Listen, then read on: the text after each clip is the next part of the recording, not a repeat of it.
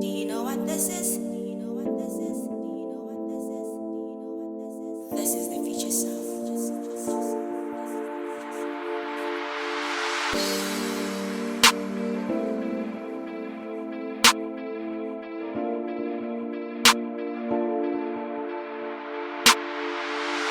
Imizwa yami ngithatha ngibusele emandulo ngoba sathenjiswa phambi kuba athengiswa isithembiso.